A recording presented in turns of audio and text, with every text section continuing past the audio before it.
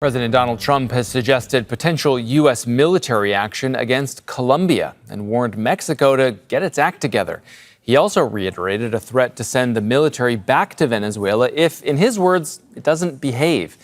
His comments come a day after American forces captured and detained Venezuelan President Nicolas Maduro in a surprise attack on Caracas. Maduro and his wife are due to appear in court on drug-related charges in New York later on Monday.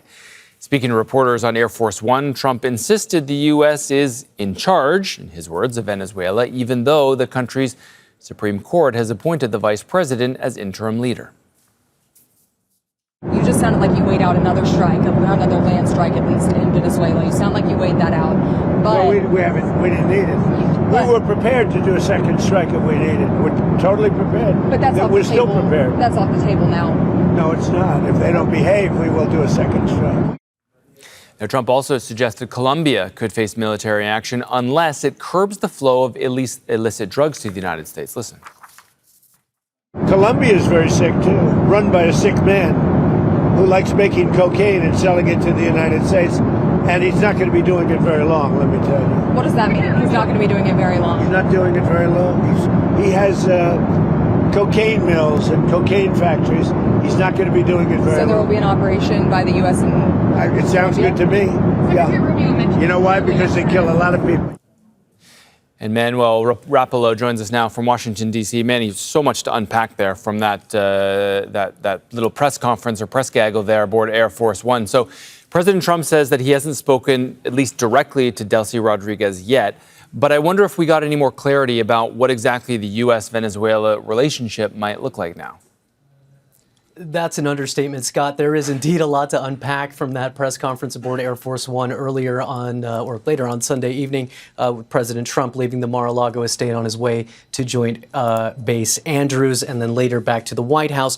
So President Trump speaking to reporters there, answering questions candidly, but still leaving a lot of room for specificity. Not a lot of clarity on some of these very pressing questions, specifically who is in charge in Venezuela. A lot of contradictory statements and headlines that we're seeing over the course of the last 24 hours. Even less clarity following that press conference. President Trump saying we, again, referring to the United States, we are in control of Venezuela, but we also know that Delcy Rodriguez, former vice president of Venezuela under Nicolas Maduro, who was sworn in shortly after his capture, is now the president of Venezuela.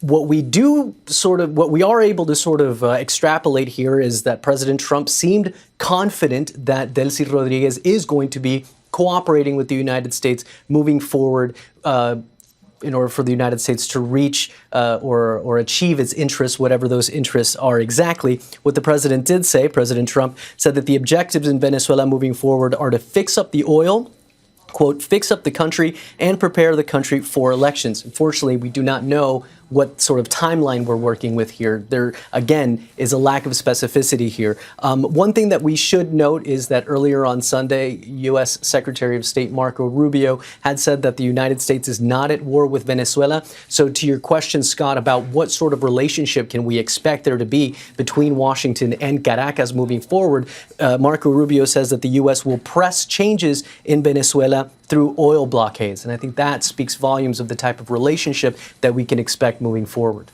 And it's not just Venezuela. Obviously, President Trump in recent weeks has had this sort of war of words with the Colombian president, Gustavo Petro. But now he's amped it up to another level, saying that a military operation in Colombia sounds good, in his words, to him. So what kind of a response has there been from Petro?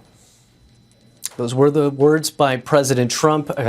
Operation Colombia sounds good to him. Obviously, these are comments that are raising concerns across Latin America regarding other Latin American countries that President Trump is alluding to potentially showing or executing military operations similar to what we saw in Venezuela on Saturday. Countries like Colombia, Mexico, Cuba, certainly raising questions. President Trump referred to Colombian President Gustavo Petro as a, quote, sick man, saying that he likes the sound of Operation Colombia. The response from the Colombian president has been strong, rejecting those accusations by President Donald Trump over Colombia's counter-narcotics operations. But again, President Trump also spoke about Cuba. He also spoke about going after the cartels in Mexico. So here is there's a few questions that we can ask here. One is, how much should we be reading into what the president is saying? On the one hand, this is the president of the United States. What he says matters. But is this just tough talk? Is this just posturing? Or is this a preview? Is what happened in Venezuela a preview of what we might be seeing in other Latin American countries in the not too distant future? The other question that this raises is whether or not the U.S. really is stepping up counter-narcotics operations in the region, or is President Trump and the Trump administration simply going after regional leaders that are not friendly enough to Washington or not friendly enough to President Trump? Yeah, much of Latin America now on notice for certain. Manny Rapalo there for us in Washington. Thank you so much. Now, as Manny mentioned, Colombia's president, Gustavo Petro, has denounced Trump's latest accusation as slander. John Holman has more from Cucuta on the Colombia-Venezuela border. Al Jazeera has been denied entry to Venezuela to report from inside the country, like many foreign media.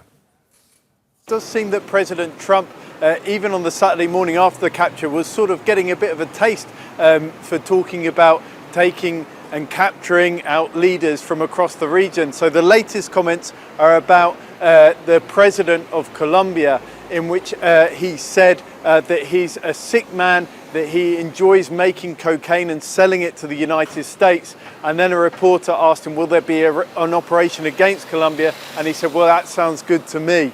I've just been reading through the response that Gustavo Petro, the president of Colombia, put on Twitter, and it runs to 13 paragraphs. But I think the key points are: don't slander me and don't talk about something which you don't know anything about. So obviously he profoundly rejects that. President Trump's also said about Mexico that something has to be done. He's been keen in the past about going in with a force to try and tackle the cartels, and President Claudia Sheinbaum of that country has said no, you have to respect our sovereignty.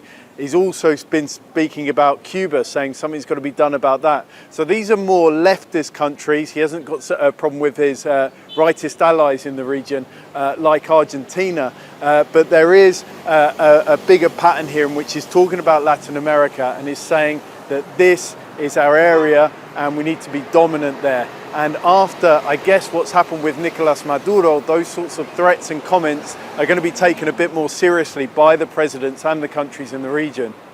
Don't miss out. Get the full picture. Subscribe to Al Jazeera for reliable news and expert insights. Like, share, stay ahead.